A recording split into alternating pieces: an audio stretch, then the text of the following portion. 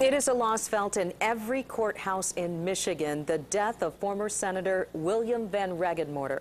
The Hudsonville Republican died yesterday after a long battle with Parkinson's. Today, Senator VanRegenmorter was remembered as a man who changed the justice system in favor of those who never chose to be a part of it, the victims.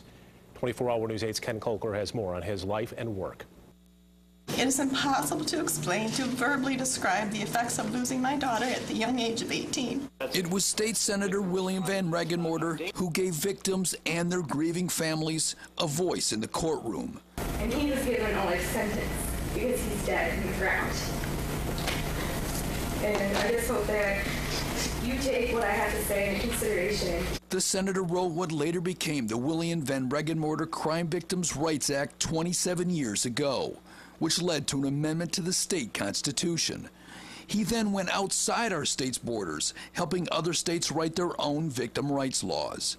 The justice system finally had to pay attention to victims. I mean, victims, quite frankly, were almost looked upon as an afterthought. I mean, everybody's concerned about the defendant. You know, you've got to protect their rights, and you've got to do this for them and get them a lawyer. You know, and somewhere along the way, the victims were kind of put on the back burner.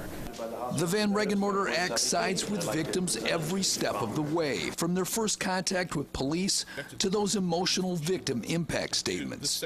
We're thankful that he will receive the exact same sentence that his wonderful wife and our mother received, life in prison with no chance for parole. But it goes far beyond that, notifying victims when the bad guys get out of prison, even compensating crime victims. It took somebody like Bill looking at our system from the outside in saying, gee, why don't you do that? He became known as the father of victim rights, and his work led him to receive the 2009 Ronald Reagan Public Policy Award. I think it's balanced the scales of justice, if you will, and I think it should be.